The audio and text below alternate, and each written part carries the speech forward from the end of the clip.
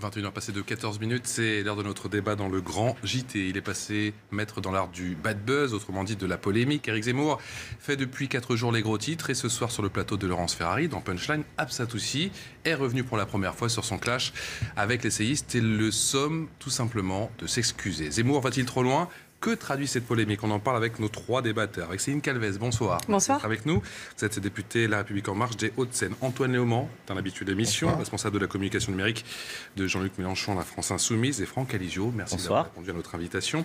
Vice-président du groupe Rassemblement National au Conseil Régional PACA. On va écouter la nouvelle passe d'armes entre Éric Zemmour et Absatoussi qui s'est exprimé pour la première fois chez Laurence Ferrari.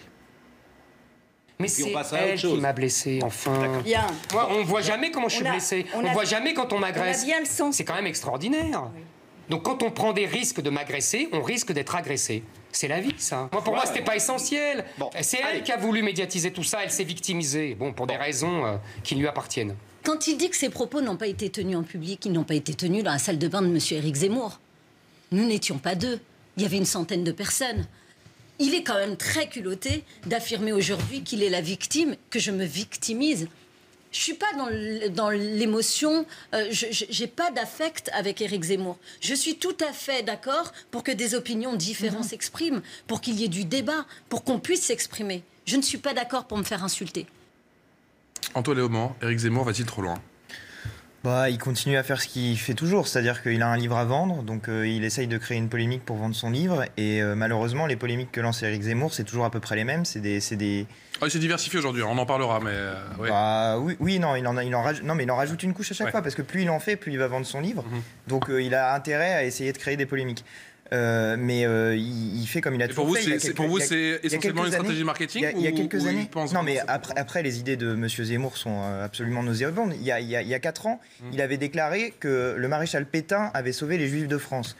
Donc quand il s'en prend à Absatoussi en disant qu'elle est... elle manque de respect pour la France, je ne me souviens plus exactement la formule. Je suis désolé, mais quand quelqu'un dit que le maréchal Pétain a sauvé les Juifs français, il manque de respect pour la France et il manque de respect pour les gens qui se sont battus effectivement pour défendre la France et la patrie contre les nazis. Donc je trouve que M. Zemmour, pour vendre ses livres, va très loin dans les polémiques qu'il déclenche. Il va trop loin, il grossit le trait, il fait de la provoque, c'est juste pour faire du buzz ou c'est le fond de sa pensée? Je ne suis pas l'avocat d'Éric Zemmour, mais il se trouve que je le connais personnellement. Déjà, je ne pense pas qu'il ait besoin de faire du buzz pour faire de la notoriété. Je pense que c'est plutôt du côté de la personne qui a déclenché. Ces livres se vendent de toute façon naturellement. Exactement. Donc je ne pense pas qu'il ait besoin de ça. Donc c'est le fond de sa pensée. Il parle d'une loi sur ce cas précis, sur les prénoms. Il parle d'une loi qui encadrait l'attribution des prénoms, qui a existé en France de 1900 à 1993. Donc si cette loi est raciste, alors ça veut dire que la France de De Gaulle, de Giscard, de Mitterrand était raciste. Ça remonte jusqu'à Bonaparte. Il parle d'une loi qui a existé jusqu'en 93. Quand je suis né, cette loi était en vigueur. Il parle également, et c'est plus important, et ça me touche particulièrement, il parle également du principe d'assimilation. Le principe d'assimilation auquel Zemmour est vraiment attaché, est un principe qui fonde la République, qui fonde la France, qui fait que c'est un principe généreux qui fait nous vous accueillons à condition que vous vous adaptiez à notre mode de vie et que vous faites de l'histoire de la France, de la culture de la France. Vous trouvez qu'Absatoussi n'est pas assimilé? Attendez.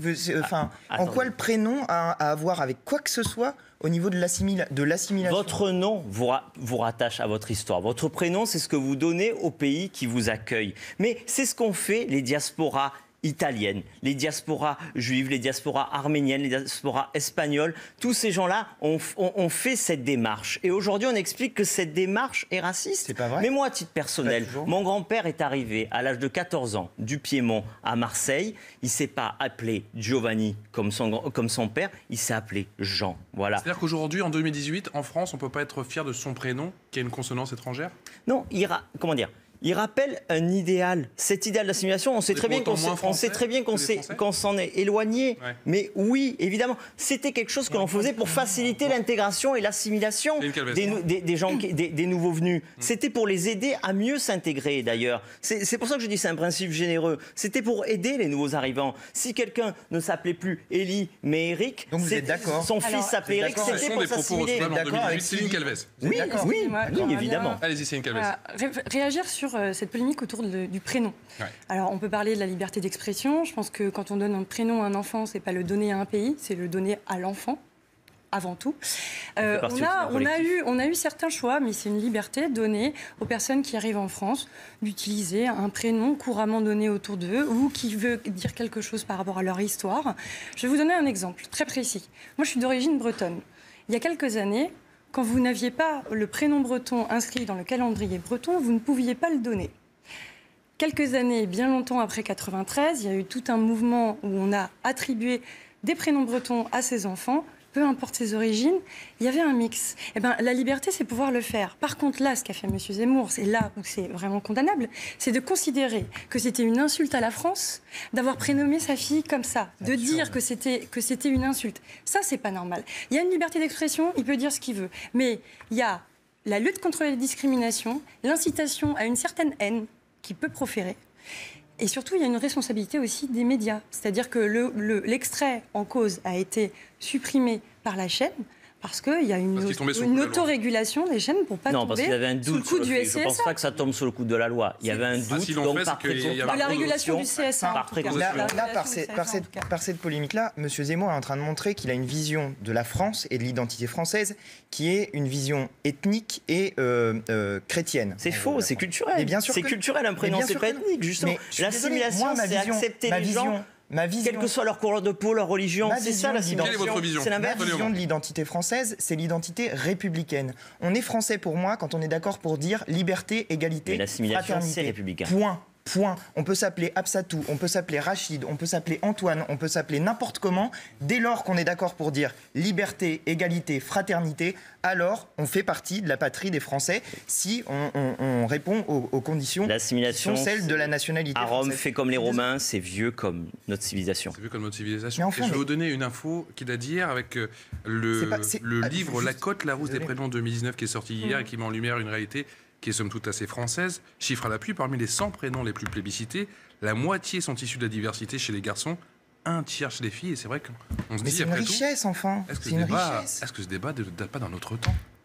C'est effectivement un débat surprenant. On peut être d'accord ou ne pas être d'accord avec Zemmour. Ce que je veux dire, c'est que ce qu'il a dit est tout à fait... Enfin, ne tombe pas sous le coup de la loi, n'est pas raciste, n'est pas contraire à l'idéal républicain. Mais on peut ne pas être d'accord avec Zemmour. Cette loi n'existe plus. Donc à partir de là, les gens ont le droit d'appeler leurs enfants comme ils veulent. Moi, je trouve que c'est contraire à l'idéal républicain de dire à quelqu'un que c'est une insulte à la France de s'appeler Absatou. Non, il emploie le terme insulte parce que... Je me sens absolument pas insulté par le fait que quelqu'un s'appelle Absatou. J'en ai absolument rien à faire du prénom des gens. Et la première emploie le terme d'insulte en disant « Vous insultez la France avec vos propos, Monsieur Zemmour ». Et donc, il a repris le terme insulte. D'accord, mais c'est vous qui insultez la France. Voilà, bon. Il l'a repris. Moi, je trouve qu'elle a raison de dire qu'il insulte la France et la République quand il dit que porter un certain type de prénom, c'est pas être assez français. C'est votre conception multiculturelle de la République. Mais c'est pas une question. C'est même plus la République, c'est une démocratie comme une autre, interchangeable. Non. Je viens de vous dire quelle était ma vision de la République. Elle est claire. Je vous dis que c'est liberté, égalité, fraternité. Qu'est-ce que les prénoms ont à voir dans le projet politique ? Mais l'assimilation, le fait de se fondre dans un pays si républicain. Son prénom, est-ce qu'on est français par ses actes ? Parce que c'est ce qu'elle dit en filigrane quand même.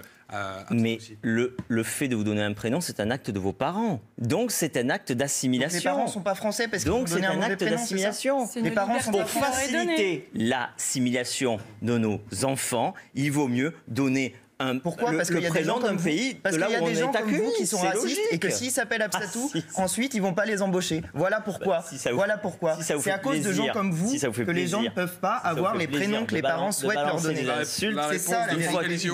Et c'est ça profondément votre problème. C'est parce que vous supportez pas que les gens s'appellent Rachid et soient contents d'être français. C'est ça votre problème. Mais des générations. Moi j'en suis heureux. Ils s'appellent Nicolas, ils s'appellent comme ils veulent, mais tant qu'ils sont d'accord pour dire liberté, liberté, égalité, fraternité, pour aller à l'école, pour suivre les lois de la République, alors ils sont français, peu importe comment ils s'appellent. Des générations ont eu cette démarche. Je trouve que cette démarche honore le pays qui accueille et honore ceux qui viennent dans ce pays pour adopter justement son mode de vie, sa tradition, sa culture. Super. Et donc, vous mangez pas de couscous. Dans la polémique avec monsieur... Ah, mais ça n'a rien à voir. Bah si, ça a tout à voir. Mais je pense que dans la famille d'Éric Zemmour, on mange du couscous. Ça fait partie de la... Ça n'a rien à voir. Alors c'est une insulte, c'est à la France qui mange du couscous. Ça appartient à l'intime. Mais alors le prénom, c'est pas ce qui appartient à l'intime? Non. Le prénom, c'est ce qu'il y a sur votre carte d'identité. Votre nom de famille vous rattache à votre famille, à votre origine. Il faut aussi changer son nom de famille. Si jamais on s'appelle... Votre nom de famille, vous le gardez. Ah, d'accord. Alors, donc le prénom, c'est ce que vous donniez à votre pays, c'est une donnez au collectif auquel vous vous rendez bien compte vous rejoignez. Non, c'est pas ridicule. Cette polémique nous dit au final de l'état de notre société. Est-ce que ça vous inquiète, vous? Venant de la part d'Éric Zemmour, ça ne m'inquiète pas, puisque ce n'est pas nouveau qu'il puisse proférer des choses comme ça. Ce qui me rassure, c'est qu'il y a eu une autorégulation de l'émission qui a dit ça, on ne le met pas à l'antenne. Donc ça veut dire qu'il y a une responsabilité, une prise de responsabilisation des médias là-dessus. Après, que l'on fasse toute cette polémique autour d'un prénom, moi, je pense qu'effectivement, on a une espèce de retour en arrière, une recherche identitaire autour des prénoms. Je suis désolée, mais on a vraiment eu des vagues de prénoms, des modes qui reviennent, qui s'intègrent avec d'autres cultures anglo-saxonnes. Quand vous avez un film qui cartonne, vous avez plein de prénoms qui viennent. Oui. Et on va pas forcément... Des Christopher, des Bruce. Voilà, mais je suis désolée, ça fait partie de la culture qui bouge. Ouais. Et ça ne veut pas dire qu'on est obligatoirement, qu'on ait l'obligation de donner à son enfant tel ou tel type de prénom, c'est presque de la censure. Si vous devez uniquement choisir les prénoms qui sont dans le calendrier... Avec le mondial de foot, je pense qu'on n'est pas bien, Franck Alizio, non? Mais tout le monde sait qu'un prénom, ou dit aussi Bruce, Brian, etc., assigne à résidence socialement et culturellement. Oui, évidemment. Lorsque plus un prénom passe dans tous les milieux et plus il est facile de faire partie de la méritocratie républicaine et d'en profiter. C'est tout. On est d'accord sur une seule chose. C'est que oui, en effet, cette polémique s'enflamme depuis 48 heures. Elle n'a pas lieu d'être, mais je ne pense pas, et elle n'est pas le fait d'Éric Zemmour. Et elle est loin d'être le fait de la personne qui a voulu buzzer en face. Elle est loin d'être terminée. Et ça, je n'en suis pas sûr. On verra, effectivement, et ce que Afsat aussi a demandé, les excuses d'Éric Zemmour. Éric Zemmour qui va encore, effectivement, participer à d'autres émissions, effectivement. On verra. Je l'espère, c'est liberté d'opinion et d'expression, donc je l'espère, oui. Et on suivra, bien entendu, ce feuilleton. La victimisation porte-t-elle ses fruits du côté du Rassemblement national? Marine Le Pen fait en tout cas grand bruit de sa convocation. Une expertise psychiatrique, c'est tombé aujourd'hui. C'est très clair, la présidente frontiste refuse d'y aller. Écoutez-la. Je note que dans les régimes totalitaires, c'est une des méthodes qui est utilisée contre les opposants, les faire passer pour des fous. Allez, 21h30, toujours en direct sur CNews avec la suite de notre grand débat. Et cette question, la victimisation porte-t-elle ses fruits au Rassemblement national? Marine Le Pen fait grand bruit de sa convocation à une expertise psychiatrique. Et il est vrai que c'est très clair, la présidente frontiste refuse d'y aller. On en parle avec Céline Calvez, députée LaREM des Hauts-de-Seine, avec Antoine Léaumont, responsable de la communication numérique de la France Insoumise, avec Franck Alizio, vice-président du groupe Rassemblement national au Conseil régional PACA. On va justement faire le point sur ce refus de Marine Le Pen aujourd'hui avec Guy Mettellard. C'est par un tweet indigné ce matin que Marine Le Pen a annoncé être convoquée à un examen psychiatrique. Je croyais avoir eu droit à tout, eh bien non. Pour avoir dénoncé les horreurs de Daesh par tweet, la justice me soumet à une expertise psychiatrique. Jusqu'où vont-ils aller ? L'expertise est demandée dans le cadre de sa mise en examen pour diffusion sur Twitter de photos d'exactions de Daesh en décembre 2015. Une procédure systématique selon le parquet de Nanterre, mais pour la présidente du Rassemblement national, c'est une tentative de déstabilisation. Je n'irai pas, bien entendu, me soumettre à cette expertise psychiatrique et j'attends de voir comment le magistrat entend m'y contraindre. Je prends cela au sérieux. Parce que je note que dans les régimes totalitaires, c'est une des méthodes qui est utilisée contre les opposants, les faire passer pour des fous. Adversaire notoire de Marine Le Pen, dans cette affaire, Jean-Luc Mélenchon se révèle être un soutien inattendu. Dans un tweet, le président de la France Insoumise condamne cette demande du magistrat et estime que la députée du Pas-de-Calais est responsable de ces actes politiques. Pour avoir publié ces images violentes, Marine Le Pen risque 3 ans de prison et 75 000 € d'amende. Juste dire un truc. Franck Alizot, je rappelle que vous êtes vice-président du groupe Rassemblement National au Conseil régional de PACA. Que se passe-t-il, Antoine Léaumont ? Non, c'est pas ça, mais c'est que le tweet que vous avez montré n'est pas complet de Jean-Luc Mélenchon. Il y a une dernière phrase dans ce tweet qui dit quelque chose du genre ce n'est pas comme ça qu'on fera reculer l'extrême droite. Donc je trouve un peu dommage de ne pas l'avoir mis parce que là c'est en entier, vous inquiétez pas.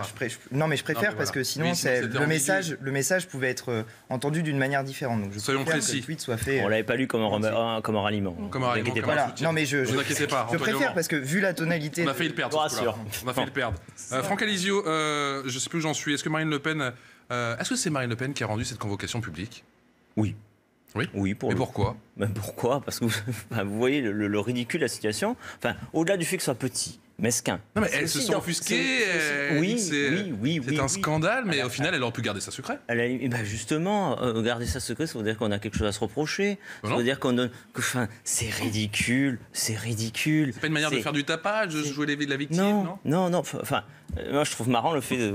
Vous pensez que ça lui fait plaisir de se faire taper dessus mais depuis 20 ans. L'utilisation peut-être lui apporte de la sympathie. On est tout de même en campagne électorale. Je vous rassure, non. Je trouve ça choquant. Il n'y a rien de nouveau là-dedans. Psychiatrisation, c'est vrai que ça rappelle de mauvais souvenirs.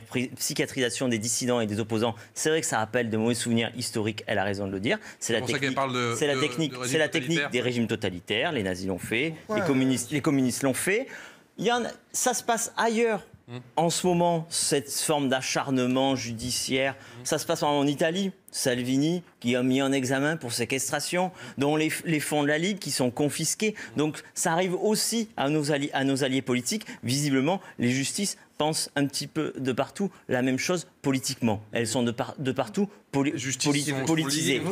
C'est vos sénateurs qui ont voté la loi du camp du 14 avril 2016 qui met ça en place. C'était vos 2 sénateurs qui ont voté pour cette loi. Donc c'est-à-dire que vos sénateurs votent pour des lois qui sont totalitaires. Vous parlez du leader de l'opposition. Non mais juste, le juge a une appréciation. À lui demander un examen. D'un côté, il y a Marine Le Pen. J'aimerais bien rappeler en fait le contexte. C'est demander dans quel contexte. On reproche à Marine Le Pen d'avoir diffusé des images violentes dans un contexte de lutte contre le terrorisme. Et en fait. Quand vous avez des diffusions elle répondait comme ça, à votre tweet. En fait, le juge est très légitime à demander une expertise psychiatrique. C'est légitime. Ça l'est fait aussi pour des feux de poubelle, par exemple. C'est la loi, mais est-ce qu'il fait du zèle ? Non, c'est pas du zèle. C'est que première chose, c'est que le juge est légitime à demander ça. Marine Le Pen est légitime à ne pas se présenter. Mais troisième chose, il y a quand même quelque chose dans les propos de Marine Le Pen que je tiens à souligner, qu'on dit mais on veut me faire passer pour une folle. En quoi un examen psychiatrique fait de vous quelqu'un de faux ? En fait, on a un vrai problème dans la société où on dit, à partir du moment où on évoque la psychiatrie, vous êtes dans la folie. En fait, la psychiatrie, c'est la santé mentale, ça va concerner tout le monde. En fait, il y a un Français sur 4 qui va connaître un épisode comme ça dans sa vie. Donc pourquoi on hystérise ça ? Donc je pense que déjà, il faut juste rappeler que c'est courant dans ce genre de procédure. Elle a le droit de le refuser. Pas obligé d'en faire tout un tintamarre. Et troisièmement, reposons-nous un petit peu la question, c'est quoi la psychiatrie ? Parce que justement, ce n'est pas l'art de retourner une situation un petit peu galère, c'est important de rappeler qu'elle retourne à son la genèse. Sur une chaîne concurrente, à l'époque, quelqu'un, invité dans une émission, compare tout tranquillement Daesh et le Front National. Oui. Bon, c'était la meilleure des réponses d'afficher les exactions. Là-dessus, Marine Le Pen dit cette comparaison est scandaleuse et elle montre en dénonçant Daesh ce qu'est véritablement Daesh, avec des photos qui étaient de partout, des images qui étaient de partout. Donc à partir de là. La question, c'est le courage, c'est de dénoncer Daesh, de dénoncer ce qui est réellement Daesh. Donc, si le courage, c'est considéré comme un acte déviant, alors ça veut dire que c'est la lâcheté et la soumission qui est la norme. Ne comptez pas sur Marine Le Pen pour être lâche ou se soumettre. Voilà, c'est un acte de courage. Pour vous, si le courage est une déviance, le Rassemblement national aujourd'hui, pour vous, est persécuté ? Enfin, c'est de la persécution, mais c'est ridicule. C'est avant tout ridicule. Je veux dire, l'appréciation du juge est importante. Là-dessus, la juge aurait pu dire bon, on va peut-être pas faire un examen psychiatrique au leader de l'opposition. Normalement, c'est presque automatique en fait. Normalement, c'est obligatoire. Après, quand on demande aux magistrats, ce qui constate, c'est qu'il manque des experts psychiatriques et que la plupart du temps, du coup, donc ça, au passage, on pourrait parler du manque de moyens dans la justice, mais bref, il manque des experts psychiatriques et que du coup, parfois on s'en passe. Voilà, parfois on s'en passe. Donc à partir du moment où on prend cette décision, ça a quand même un caractère spécifique du fait qu'il s'agit de Marine Le Pen. Et dans la discussion politique, il est normal et légitime de pouvoir condamner les actes politiques sur une base politique. Le problème de ce type de décision de justice, c'est que ça vient potentiellement déqualifier l'acte politique de Marine Le Pen comme un acte politique. Or, on est en droit de combattre Marine Le Pen sur un plan politique et justement, si on veut pouvoir le faire, il faut que les actes qui sont politiques puissent être jugés sur une base politique. Pour vous, elle a réussi son coup aujourd'hui ? Clairement, elle est en train de se victimiser et elle a réussi à occuper la journée avec son affaire. Alors, une fois de plus, elle est agressée, elle se défend. Alors moi, j'ai quand même un problème. C'est elle qui l'a rendu public, encore une fois. J'ai quand même un problème. Mais c'est de la transparence. Mais c'est de la transparence. Mais justement, elle est transparente. Excusez-la d'être transparente. Je voudrais juste dire un truc parce que excusez-la d'être transparente, de prendre les Français à témoin. Quand elle dit que c'est une pratique des régimes totalitaires, je suis désolé, il faut quand même rappeler que c'est vos sénateurs David Racheline et Monsieur Ravier qui ont voté pour cette loi. Non, c'est le fait de faire passer ses opposants pour des malades mentaux. Mais justement, précisément, vous vous rendez bien compte, dans ce cas précis, que des lois liberticides dans le genre de celle-ci, eh bien, elles peuvent avoir des problèmes pour les gens dont vous dites parfois. Vous l'avez voté ou pas ? Est-ce que vous l'avez voté ou pas ? Il y a une chose, mais enfin, c'est pas du tout le même contexte. On parle pas de la même chose. Elle se justifie probablement dans pratiquement tous les cas, l'expertise psychiatrique, mais pas là, tout simplement. Enfin, je veux dire, c'est juste de la provocation pour la provocation de la part du juge. Il y a quelque chose avec lequel je suis d'accord avec ce que vous avez dit, c'est les manques de moyens de la justice. Eh bien, lorsque la justice manque de moyens, comme notre justice manque de moyens, qu'il y ait une juge qui aille s'amuser à faire une expertise psychiatrique sur le leader de l'opposition, franchement, qu'elle vienne à Marseille chez moi, la juge, elle aura du boulot. Il y a des tirs à la Kalachnikov, il y a des règlements de compte, il y a des morts tous les jours, il y aura du boulot, c'est là qu'on a besoin de la justice. Voilà. C'est pas pour faire de la petite provocation. Dans quel état se trouve le rassemblement, j'essaie de m'y faire, je veux dire à chaque fois Front National, le Rassemblement National aujourd'hui, on a l'impression que le parti est exempt, qu'il est un petit peu aux abois, et quand on regarde les intentions de vote, notamment en ce qui concerne les européennes, on a l'impression que vous talonnez le parti de la majorité. Comment vous expliquez, vous, ce contraste, vu de l'intérieur ? Le fait qu'on nous poursuive sur des histoires financières, déjà, plaie d'argent n'est jamais mortel, et puis ça, c'est, quelque part, c'est des affaires mineures. Et de l'autre côté, il y a notre rapport avec le peuple français. Et force est de constater que nos idées sont plus que jamais non seulement en résonance avec ce que pensent les Français, mais maintenant en résonance avec ce que pensent tous les peuples européens. Voilà. Il y a un réveil des nations européennes. Encore une fois, ce sont des projections, mais de voir que le Rassemblement national qu'on dit... c'est une vérité qu'on vérifie sur le terrain. Ce sera Mme Maréchal Le Pen qui reprendra la suite, ça c'est un tout autre débat, mais qui vous talonne. Ça vous inquiète, ça ou pas ? Ça nous donne encore plus d'ardeur à la tâche pour convaincre les Français de voter pour l'Europe et pas contre l'Europe au mois de mai prochain. Et effectivement, c'est votre Europe. Vous êtes très heureux d'être rejoint par... C'est votre projet européen. On a vu encore aujourd'hui, que ce soit sur le Brexit ou soit sur la question migratoire, on a entendu des discours offensifs aujourd'hui d'Emmanuel Macron, mais force est de reconnaître qu'on n'a pas trop avancé sur les sujets. On avance quand même par rapport à ça. Et il faut qu'on avance ensemble surtout. En fait, ce qui est vraiment à souligner là sur l'Europe, c'est qu'on a au mois de mai 2019 un véritable rendez-vous. Un rendez-vous des Européennes qui en général ne suscite pas assez de participation et on le déplore. Mais en mai 2019, soit vous dites au revoir à l'Europe, soit vous dites je veux l'Europe mais je veux la transformer. En gros, c'est ces deux choix-là. Au revoir à l'Europe, aujourd'hui, ça veut dire on retourne des décennies en arrière. Et on dit au revoir à la prospérité, mais plus important, la prospérité, on peut dire l'Europe, la prospérité. Et le soleil ne s'élèvera plus jamais. Il y aura la guerre. Et la peine est loin de l'Europe. Et ce sera la fin du monde. Le fameux discours de la Sorbonne. On n'y est pas encore. Mais bien sûr qu'on n'y est pas encore. On l'a construit. Ce n'est pas parce que le discours a été fait il y a plusieurs mois que ça va déjà le faire. On avance avec l'ensemble des pays européens. Mais il faut se dire qu'aujourd'hui, des pays européens se sont enlevés de toute discussion, vont même, au-delà du repli sur soi, vont plutôt agrémenter justement toutes ces forces qui sont contre l'Union et qui vont vraiment être dangereuses. Et justement, nous, ce qu'on appelle, c'est un sursaut pour l'Europe, en rappelant comment elle peut être améliorée, comment elle a pu apporter depuis des années. Ça fait des années qu'on fait. Changer l'Europe. Eh ben, mais changeons-la vraiment. Il faut la regarder. Il faut regarder. Il faut la regarder. On la change. L'Europe n'est pas. Lui dire au revoir. Mais non, c'est pas ça.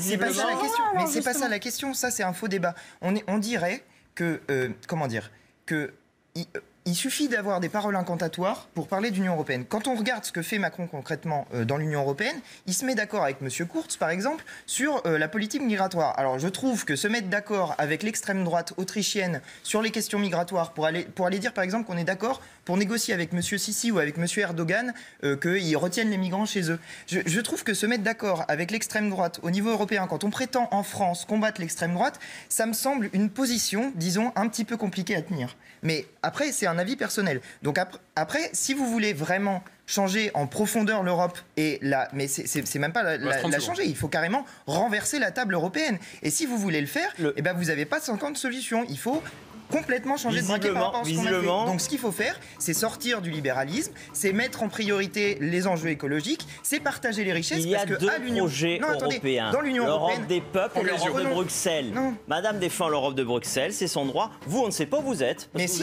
mais moi c'est très clair. Mais moi c'est très clair. Vous venez de dire encore plus d'immigration. C'est quoi l'Europe des peuples ? Encore plus d'immigration. L'Europe qu'on construit.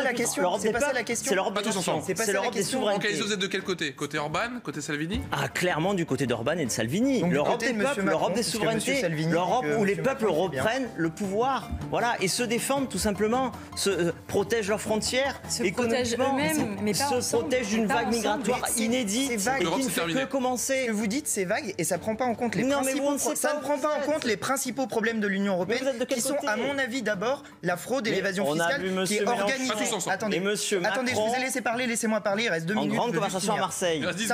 Simplement. En plein accord. Simplement, mais n'importe quoi, vous. Ah ben, on a tous vu, ils ont dit on n'a qu'un ennemi, c'est le Front National, sinon on est potes. Mais non, c'est pas ça qu'il a dit. Vous regarderez sa revue de la semaine sur YouTube et vous verrez exactement ce sur quoi ils ont échangé. Ils ont échangé notamment sur le fait que ça suffit d'avoir partout dans l'Union européenne des Allemands de la CDU et de la CSU au poste de pouvoir dans toute l'Union européenne. Et là, ce qu'il a dit Jean-Luc Mélenchon à Emmanuel Macron, c'est sur la Commission européenne, il ne faut pas céder. Emmanuel Macron lui a dit oui, je ne céderai pas. Monsieur Mélenchon était ministre de Lionel Jospin. Laissez-moi finir. On va voir si Monsieur Macron va céder sur la direction de la Commission européenne. Il me reste 30 secondes, vraiment 30 secondes cette fois-ci. Mais juste ce qu'il faut faire. J'aimerais vous entendre effectivement sur. On a vu qu'Emmanuel Macron s'est opposé clairement à Salvini et Orban. Est-ce que c'est la bonne stratégie ? Mais c'est la bonne stratégie. Oui, c'est la bonne stratégie. Il est dans le dialogue, mais il est aussi dans l'affirmation d'une vraie volonté de ne pas accepter ces reculs. Donc, Orban, Salvini, c'est pas l'Europe qu'on veut refonder. C'est une posture parce qu'au niveau européen, Macron-Merkel, c'est la continuation de l'Europe telle qu'on l'a fait depuis 30 ans, avec tous les défauts. Je crois qu'il y a 4 minutes, j'ai dit qu'il nous restait 10 secondes. Monsieur Salvini lui-même dit, Monsieur Macron, il est en train de faire ce que j'ai envie de faire. Sur les questions migratoires, il dit, Monsieur Salvini, le leader de l'extrême droite italienne, Monsieur Macron est en train de faire ce que j'ai envie de faire. Contrôle ses frontières. Vous savez quoi, vous revenez demain ? Alors on continue à en parler ? Ok. On va faire comme ça ? Allez, au moment, merci beaucoup d'avoir été avec nous, Céline Calvez. Et merci à vous, Franck Alizio. Tout de suite, c'est les voix de l'info avec Sonia Mabrouk. Vous restez avec nous, bien entendu, sur CNews.